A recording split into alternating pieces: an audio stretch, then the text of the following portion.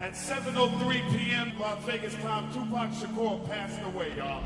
Trouble-plagued rapper and actor Tupac Shakur is dead at the age of 25. Rap star Tupac Shakur died last night after a brief life in a rough business. Shakur was shot 4 times after leaving the Mike Tyson boxing match in Las Vegas in a car driven by Marion Suge Knight, the head of his label, Death Row Records. The murder of rapper Tupac Shakur remains one of the most sensational murder cases of all time. At the height of his career, the then 25-year-old musician and actor was shot dead in the middle of the street in the heart of Las Vegas. The star's violent death caused shockwaves far beyond the rap scene. To this day, the case remains unsolved. Although there are ongoing developments, investigators are still baffled, even though someone was arrested in connection with Tupac's murder in the fall of 2023. And perhaps they will remain so forever. Because even if there are people who must know exactly what happened in the attack on Tupac on September 6, 1996, these people remain silent. One thing is clear. With Tupac's success came enemies. In this case, it's about the dark side of the US rap scene, about gang disputes between the East and West Coasts, and about conflicts with other musicians that may have ended fatally. The East Coast don't love Dr. Dre and Snoop Dogg. The East Coast ain't got no love for Dr. Dre and Snoop Dogg and Death Row. Y'all don't love us. Any artist out there want to be an artist and want to stay a star, and don't want to have to worry about the executive producer trying to be all in the video, all on the record, dancing. Come to Death Row.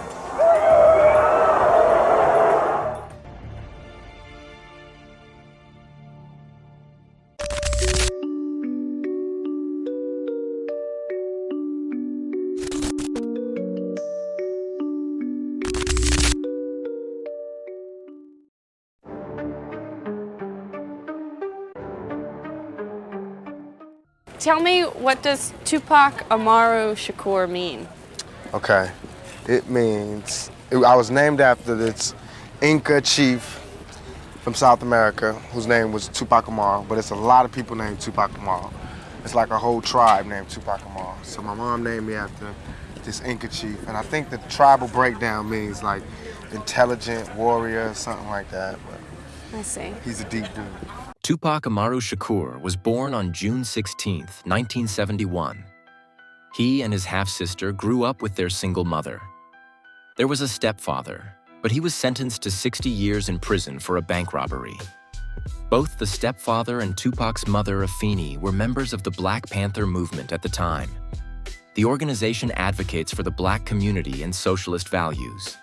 However, in connection with their activism, the two also crossed legal lines. Afeni spends the first months of her pregnancy with Tupac in prison. She's accused of planning a bomb attack in favor of the Black Panther movement. She's arrested and imprisoned for several months before she gives birth to her son in New York. Tupac, his half-sister, and his mother live in modest circumstances until the family moves to Baltimore. There, Tupac spends what he will later describe as the happiest time of his life. He has a lot of access to culture and art of various kinds because his high school has a special focus on these areas. He engages in poetry, ballet, theater, and, increasingly, rap music. The following interview, in which Tupac reflects on his childhood, was also conducted at that time. He was only 17 years old at the time. No, actually, I think it's, well, okay, from my mother's point, well, if you grew up happy, too happy, you know, like in fairy tale land, not fairy tale, I mean, if you grew up where, you know, every Christmas you got a present and every birthday you got a present and every holiday was a holiday and everything was peachy, your parents took care of everything and you just grew up. I don't think that prepares you for the world. You know, my mother had a really bad childhood and my father had a bad childhood and I had a bad childhood, but I love my childhood. Even though it was bad, I love it. I feel like it's taught me so much. And I feel like nothing can faze me. You know, nothing in this world, nothing can surprise me. But just a few months after this recording, Tupac was indeed surprised by life. In 1988, the family moved again, settling near San Francisco. At this point, as Tupac himself later said in retrospect, he went off the rails. The time when he was able to express himself artistically in Baltimore was over. Instead, the family was once again confronted with harrowing reality. I wanted to go to college. I went to school all the way and was ready to go to college. The only thing that stopped me was money. The time all the kids in my school was writing applications to go to college, I didn't have no lights and no electricity. Tupac's mother, Afeni, was a heavy drug addict at the time. Her relationship with her son suffered greatly as a result. She regularly used crack and slid further and further down. Tupac himself starts making his money from drug deals and associates with shady characters. Although he resents his mother's addiction, as a teenager he makes money from drug deals himself. Everyday life is much harder for the family than in almost idyllic Baltimore. They got little Italy, little everything. They don't have a little Africa, they got the ghetto, and we think that that's ours. That's not even ours. That's just what was left over. At the same time, Tupac gradually managed to gain a foothold in the music business. His initial interest in rap had now become a real passion. This music style could be easily combined with two of Tupac's other passions, dancing and writing rhymes. Tupac not only has undeniable talent, but also manages to make valuable contacts over time. Even though his performances are only small and mostly take place in local clubs, the young rapper stands out. On stage, he has a special charisma. And in 1991, Tupac's talent and ambition began to bear fruit. He became a background dancer for the rap group Digital Underground. Later, he had small raps in the band's songs. And so the talent that would become one of the greatest rappers of all time in the years to come was finally discovered. Tupac signed a contract with Interscope Records, a well-known record company, with which he released his first album in 1991. From now on, everything seems to happen quickly, because the record is a huge success. In addition to numerous performances, Tupac now even gets roles in some feature films. In the following years, the rapper sells millions of records and is transformed from an artist into a brand. He not only shapes rap, but the entire pop culture. In his lyrics, Tupac deals with his difficult past, but also takes a stand on political and social issues. In the eyes of young rap fans and a large part of the Black community, Tupac captures the spirit of the times with his songs. Others, such as the then-conservative Vice President Dan Quayle, cannot relate to his art. But such controversies only further drive Tupac's success. Almost every rap artist we see on stage today was probably inspired by Tupac, whether consciously or unconsciously. Tupac's family life is also improving again. His mother, Afeni, successfully completes a detox. The relationship between mother and son becomes closer than ever. So, in his 20s, Tupac not only has a successful career, but also a good relationship with his mother. In addition, in 1996, he falls in love with his girlfriend Kidada, with whom he soon gets engaged. But with success also comes a dark side.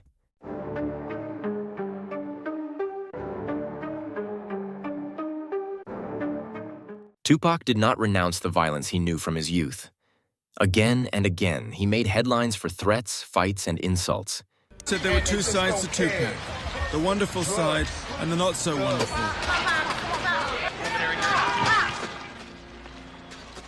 In 1992, a scuffle broke out during an autograph session at a festival. Allegedly, Tupac then pulled a gun, but then dropped it on the ground. A shot was fired. The gun is registered in his name. He is legally allowed to have it. However, at that moment, about 90 meters from the festival grounds, a 6-year-old boy was playing in a schoolyard. He died that day. From a shot to the forehead, the police were able to match the bullet to the gun that Tupac had on him. Edie, who was there the day of the incident, recalled it in a 2017 interview. I felt terrible, and I felt even worse because it was the first time I seen Pac cry since we was kids. Oh, he cried? Yeah. All of you were questioned by the police, I assume. Mm-hmm. But they ultimately never found who did it. Nope. But Pac sort of got the blame for it. Of course. I think he got sued. Tupac claims that someone from his entourage accidentally discharged the weapon when he picked it up from the ground. Tupac's stepbrother came under suspicion. However, nothing could be proven against him, so that a charge was impossible. This was followed by a legal dispute with the surviving dependents of the 6-year-old. In 1995, Tupac paid the family a 6-figure sum in damages. In 1993, Tupac was arrested again for shooting at 2 plainclothes police officers. There are conflicting accounts of exactly what happened. Some say that Tupac acted in self-defense. Others claim that he was the first to draw a weapon and shoot the 2 men after an argument. The 2 police officers become entangled in contradictions. Ultimately, they agree to drop the accusations on both sides. In 1994, Tupac was seriously injured in a shootout. The incident took place 2 years before his assassination. The rapper was at Quad Studios in Times Square, New York City, when the building was raided. Tupac was hit by 5 bullets.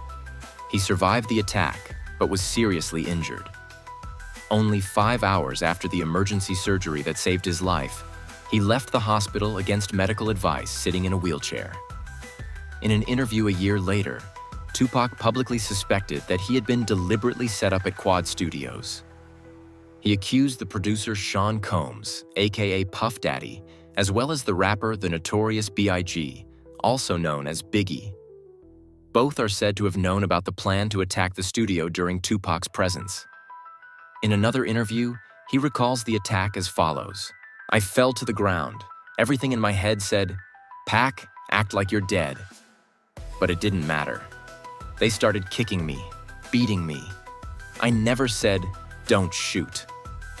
I was quiet as hell." In February 1995, he was charged with raping a female fan. In the end, he was not convicted of rape, but of sexual assault, and was sentenced to prison. After 9 months in prison, he was released on a $1.4 million bail payment. The money came from none other than Suge Knight. Knight is the head of Death Row Records. In return for the bail payment, Tupac is obliged to release 3 albums with Suge Knight's record company. And that ends Tupac's time at Interscope, his previous label, where he also released his first album. And the change is perhaps the moment when Tupac's fate was sealed.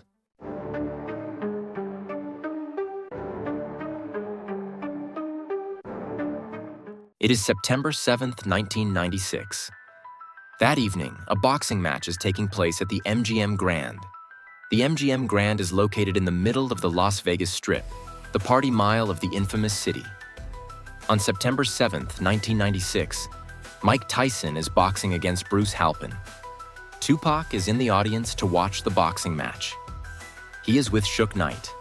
Also, Tupac's fiancée Kidada and members of Tupac's entourage are on site. The first fans are already lining up in front of the location in the afternoon. Not only admirers of boxing legend Mike Tyson, but also of Tupac. Even before the fight, there is talk that Tupac will watch the fight that evening. Tupac himself spends the afternoon in a casino and wins a lot of money there. The boxing match does not last long. Mike Tyson defeats Bruce Halpin after 109 seconds.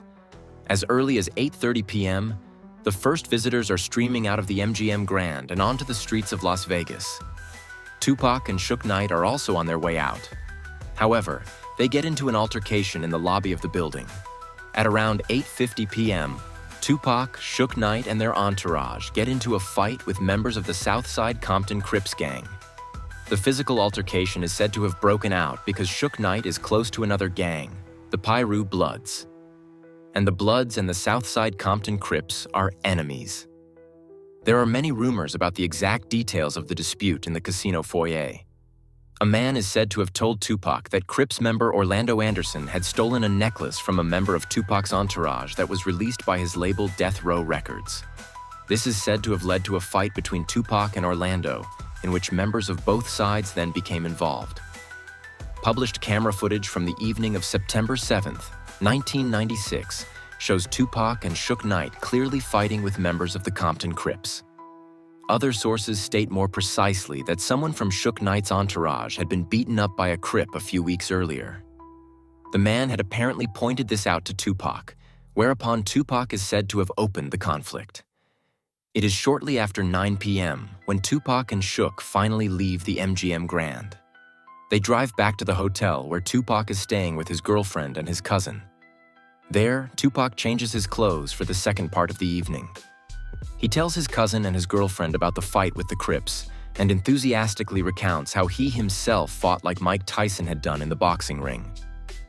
After that, the rapper and Suge Knight, the head of the record company, go to the after-show party. This takes place in Club 662, a location that belongs to Suge Knight. Tupac is due to perform there later that evening. The two of them get into Suge Knight's car. Tupac's bodyguard also wants to get in, but is stopped by his client. Tupac tells him to follow in a second car with the others. He and Suge Knight still had a private conversation to have, because Tupac was said to have toyed with the idea of leaving Death Row Records, despite the deal with Suge Knight that had gotten him out of prison. At 11 p.m., Suge Knight was briefly stopped by a police checkpoint. The music coming from his speakers is much too loud, and the rental car has no license plates. Nevertheless, Suge Knight is allowed to continue driving. Just a few minutes later, the events that we now know as one of the most notorious murder cases in recent history begin. It is about 11:15 p.m. The car in which Tupac and Suge Knight are sitting stops at a red light on Flamingo Road. A car in which a group of young women are sitting pulls up briefly on the passenger side. The women chat briefly with Tupac, then drive off. A white Cadillac then pulls up next to Suge Knight's BMW. This is the car in which Tupac Shakur's murderer is sitting. Someone in the Cadillac opens fire on Suge Knight and Tupac. A total of 13 shots are fired at the car. 4 of them hit Tupac. 2 of them hit him in the chest. Suge Knight was injured by shrapnel to the head, but remained fully conscious. The shooting lasted only a few seconds. Then the white Cadillac drove off. Suge Knight did a U-turn and steered the car west on Flamingo Road. The car came to a stop on Harm Avenue. The first police officers and emergency doctors arrived at the scene at 11:20 p.m. One of the police officers remembers the incident very well. He opens the passenger door of the car. The seriously injured Tupac falls to the ground in front of him. He is conscious, but it is obvious that his condition is more than critical. And I looked at him and I said, "Who shot you?" And he looked at me and he was trying to get his breath together, and I thought I was going to actually get some cooperation. So he looked back at me and he said, "F you." And after he said that, his eyes kind of rolled back, he started to gurgle, and he lost consciousness.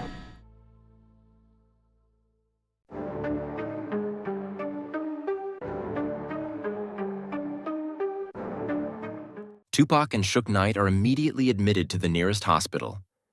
Immediately after his admission, Tupac has to undergo emergency surgery. Due to internal bleeding, his right lung is removed. He's had a right lung removed. He's back in his room, and again, he remains in critical condition. He's in the intensive care unit. Is he conscious? Can he communicate with his doctor? He has been conscious.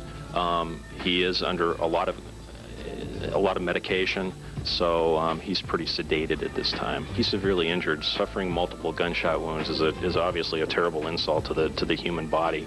So he's in very critical condition, and he's requiring intensive care, and he is receiving that right now. A second operation followed at noon on September 8th. Suge Knight was able to leave the hospital with minor injuries on the morning of September 8th. Tupac Shakur, on the other hand, is fighting for his life. The rapper's injuries are so severe that he had to be put into an artificial coma. According to media reports, doctors believe that he has a 50-50 chance of survival. Family members and close friends rush to his bedside and stand by him day and night. They stand guard outside the hospital room for fear that someone could come in and cause him further harm. Of course, the police are eager to question Suge Knight as a witness after his release, but he is evading the investigators. The lead investigator, Sergeant Kevin Manning of Las Vegas, expresses his frustration with the investigation to the media. He criticizes in particular the lack of cooperation from Shakur and Knight's entourage, who were at the scene during the robbery on Saturday night. Meanwhile, members of Shakur's entourage, who police say are associated with the Blood Street Gang, engage in a scuffle with police. 4 of the men are taken away in handcuffs but are later released.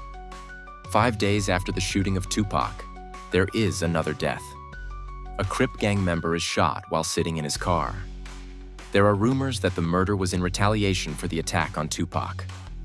Authorities also maintain a vigil outside Shakur's hospital room to avoid any trouble. Shook, meanwhile, finally makes himself available for questioning by the Las Vegas police.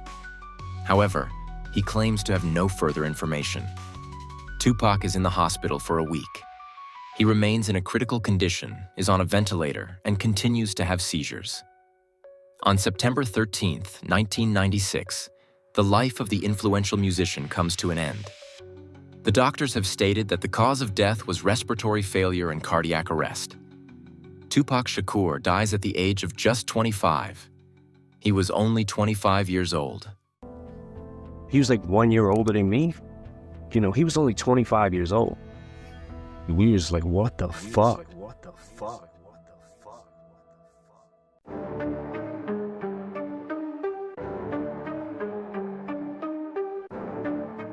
Although the news about Tupac's critical state of health has been circulating for days, the reactions to his death are overwhelming. Even outside the rap scene, people are shocked by the musician's violent death. The fact that a music icon can be shot like that on the open street and the perpetrator can flee is incomprehensible to many. Only about 2 months after the attack on Tupac, a witness to the crime dies. On September 7, 1996, Yaki Gaddafi was in the car that was driving behind the car of Tupac and Suge Knight. He was part of Tupac's entourage. Gaddafi is not only a friend, but also a cousin of Tupac. On November 10, 1996, Yaki Gaddafi is shot dead in an apartment in the U.S. state of New Jersey. It is later said that Yaki Gaddafi was able to observe the attack on Tupac closely. He was even able to see the shooter and had eye contact with him. However, he never made a statement to the police. Unfortunately, the exact circumstances of Yaki Gaddafi's death are not publicly known. Almost exactly 6 months after Tupac's death, another rap icon dies. On March 9, 1997, Tupac's great rival, the notorious B.I.G., aka Biggie, is shot dead in Los Angeles. The murder of Biggie was never solved either. The rapper was only 24 years old. To this day, numerous legends surround both the death of Tupac and that of Biggie. Not least, there is speculation about the extent to which these two murders could be connected. We will look at this in more detail in the following chapter, when we take a closer look at a few theories. But first things first, Tupac Shakur will not be forgotten after his violent death. If anything, his fame has only been cemented by his tragic murder. To this day, Tupac's murder remains one of the biggest pop culture phenomena worldwide. Even today, Tupac's music is streamed millions of times. Documentaries are produced and books are written about him. Again and again, the media come back to the same question. Who killed Tupac, and with him one of the most successful rappers of all time? In 2018, the Netflix series Unsolved, the Tupac and Biggie murders was released. The broadcast sparked new interest in the two mysterious murders. Everyone seems to think they know what actually happened. Anyone who was actually familiar with Tupac or the case as it actually went down back in 1996, they say that the case is simple, and the reason that we don't have an answer 27 years later, depending on who you asked, is it just is delayed, whether it comes to, you know, young black men or people of color not being tried fairly by law enforcement, or depending on the other side, they'll call it street justice and the fact that people don't want to snitch.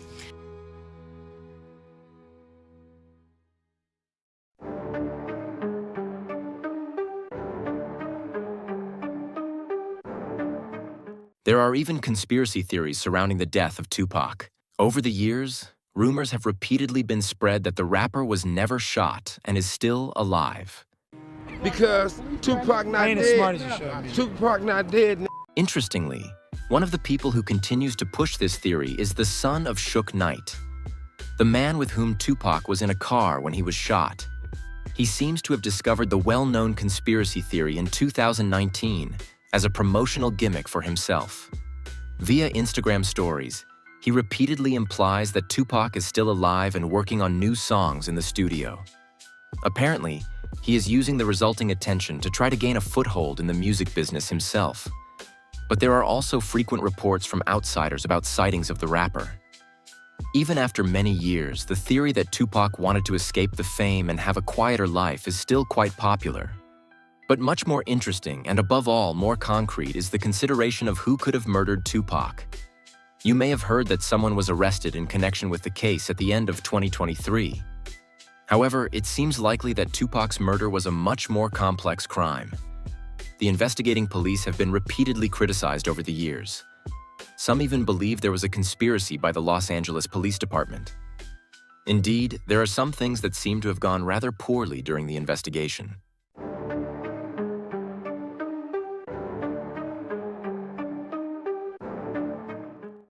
In 2017, it was reported that the gun used to shoot Tupac was found in a backyard in Compton in 1998. Compton is a suburb of Los Angeles. However, no one in law enforcement seems to know the exact location of the weapon. According to this, a local resident found the weapon in Compton at the time. He then immediately handed it in to the local police station. It was only in 2006 that a police officer noticed the exact address where the weapon was found. At that time, the police file on the murder of Tupac was reviewed again, and something amazing came to light. The address matches the home of the girlfriend of a member of the Compton Crips, the gang with whose members Tupac had a fight shortly before his death. In the same year, the pistol found was declared identical to the firearm used to kill Tupac in a ballistic examination. After this examination, the weapon was actually sent to the Las Vegas police. Because Tupac was shot in Las Vegas, the local police are responsible for further investigations.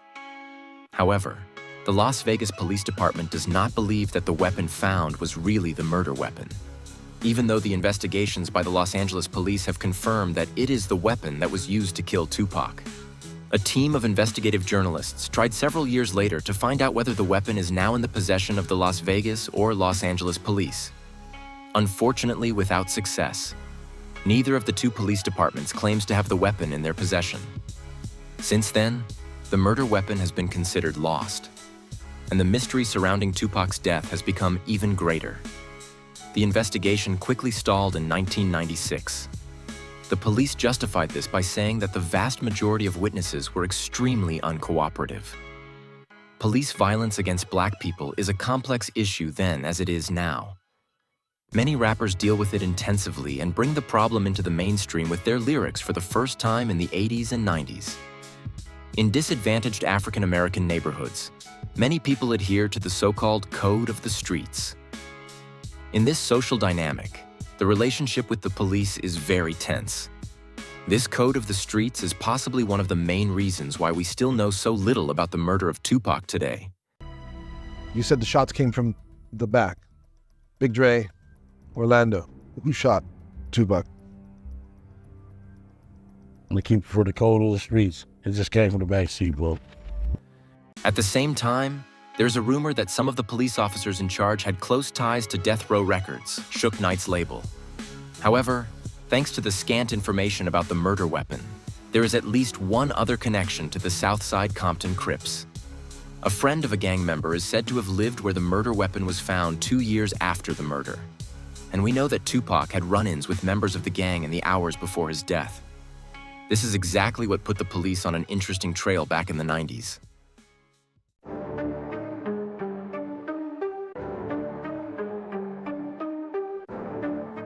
In September 1997, a young man named Orlando Anderson files a lawsuit against the heirs of Tupac Shakur.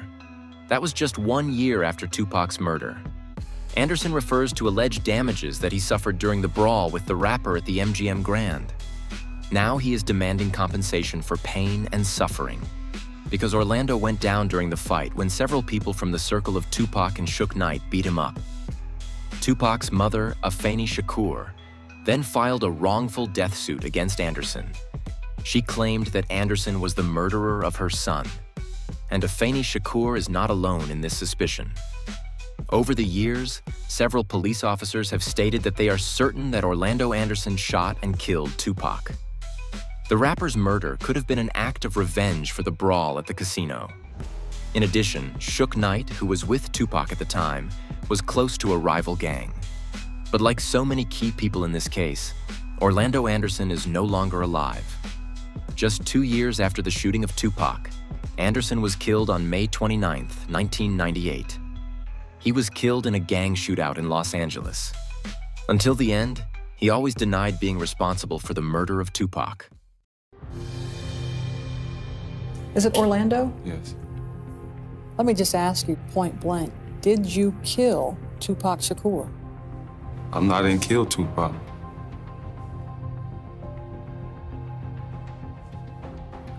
I mean, I don't know why, you know what I'm saying?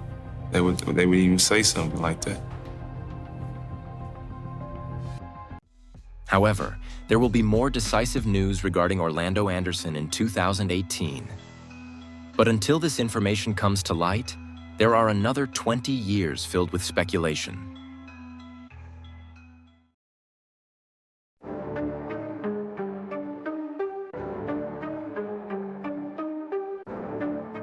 In the US rap scene of the 90s, there is a great rivalry between the East and West Coasts. The label Death Row Records, owned by Suge Knight and Tupac's label, belongs to the West Coast. Tupac's direct and perhaps greatest rival, however, belongs to the East Coast. The rapper, the Notorious B.I.G., or Biggie for short. He is signed to Bad Boy Records. During the 90s, there were repeated verbal exchanges between Tupac and Biggie. This is common in rap, so nothing unusual. However, there are theories that the enmity between Tupac and Biggie went far beyond internal competition. Shortly before his death, Tupac released a diss track against Biggie.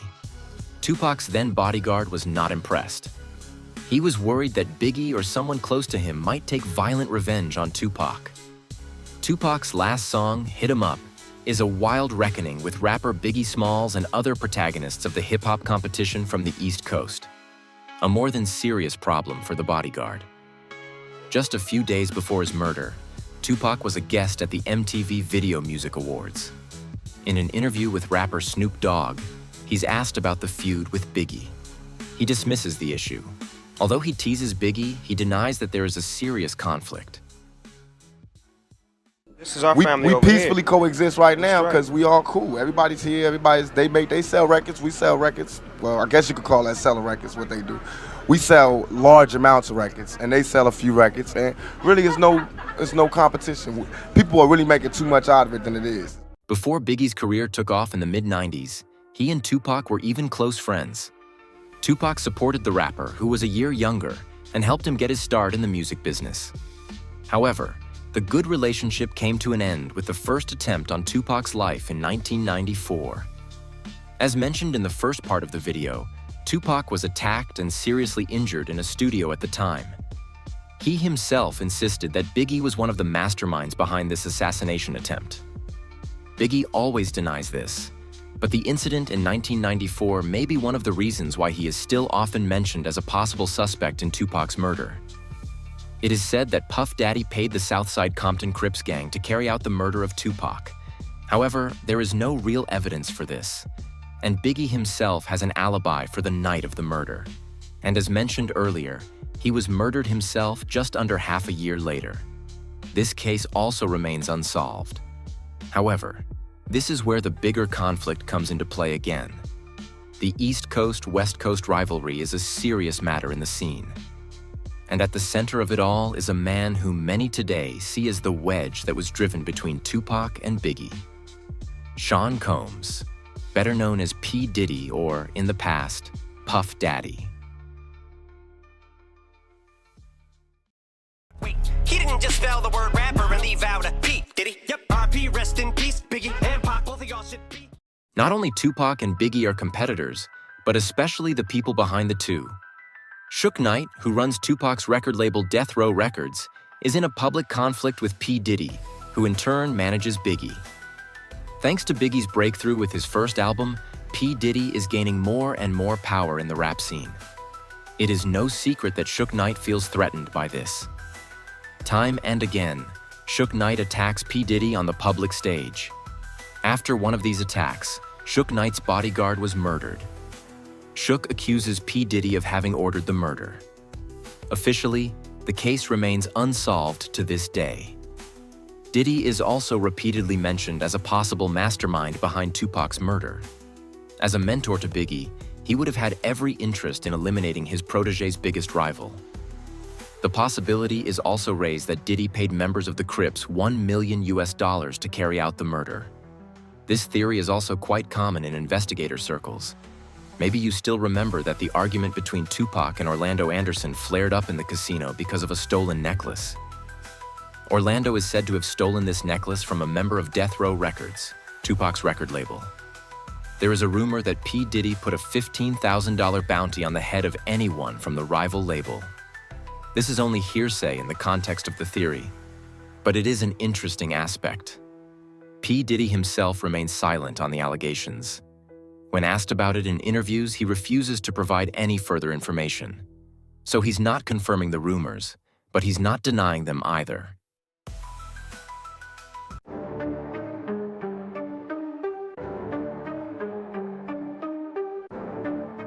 Others believe that Suge Knight himself arranged for Tupac's murder. According to this theory, Knight owed Tupac a lot of money. It was precisely because of this debt that he and his record company were sued by Tupac's mother in 1997. In addition, Tupac was said to have been planning to sign with another record label. Suge Knight himself invited Tupac to the boxing match and then offered him a ride in his car. And he did so even though he knew that the professional relationship between the two would possibly end. So in theory, Suge Knight could have ordered Tupac to be rolled out of the way so as not to have to pay him the millions in debt. According to a police officer who was on duty at the time, there is no record of Suge Knight actually being injured during the attack. There are no hospital or police records of the alleged bullet fragment wound. Suge Knight is currently serving a 28-year prison sentence, though not in connection with the murder of Tupac. In 2015, Suge Knight killed 2 people. You may know the movie Straight Outta Compton, which deals with the rap scene of the 90s. Suge Knight feels misrepresented in this movie. In January 2015, he encountered a man named Clee Sloan in a parking lot. He is the one who advised the film's producers. Suge Knight confronted him, and the two got into an argument. Suge Knight then hit Clee Sloan with a car, seriously injuring Sloan. Knight drove away and ran over his former business partner, Terry Carter. Suge Knight is now in his mid-50s. There are persistent rumors that he has a serious illness. It is questionable whether he will ever get out of prison again. Before his conviction, Suge Knight had repeatedly made cryptic comments and strange statements about Tupac's death in interviews. In principle, Suge Knight's behavior confirms exactly what the police say is the reason for the slow investigation. The witnesses in this case are extremely uncooperative. Nobody seems to want to talk to the police. However, there is one man who at least partially changes that, and thus makes himself extremely suspicious.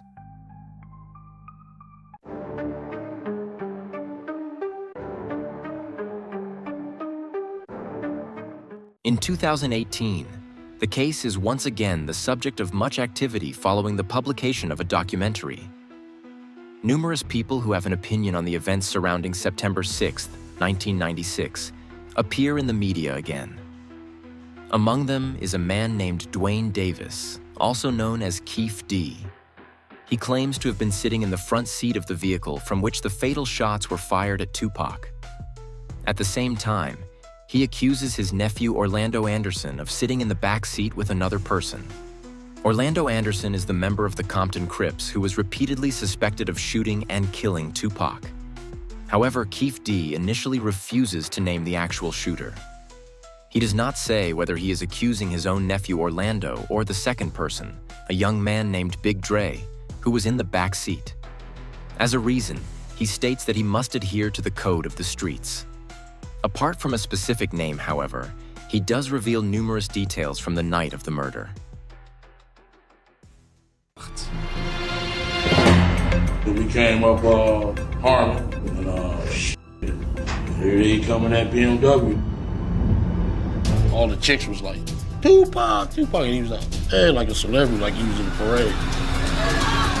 He wouldn't even been out the window, we would have never seen him.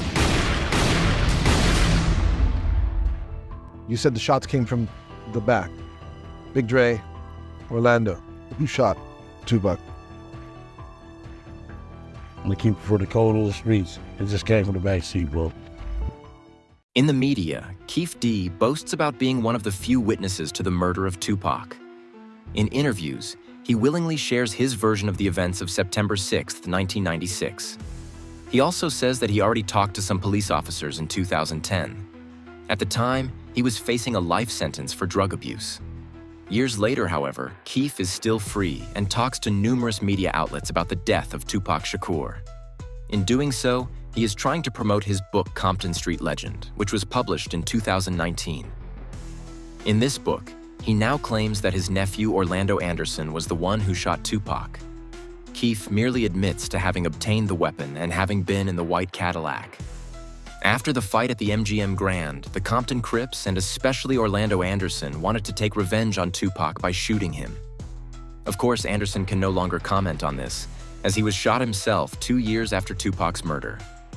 In his book, Keefe D writes about the course of events, among other things. One of my boys in the back seat grabbed the Glock and started firing backwards. When the bullets flew, I ducked to avoid being hit. For years, Keefe D would tell the story over and over again in the media. Until 2023, that is. Because 27 years after the murder of Tupac Shakur, he is the first person to be arrested in connection with the crime. Breaking news just into CNN. Las Vegas police have arrested a suspect in connection with the 1996 drive-by shooting death of legendary rapper Tupac Shakur.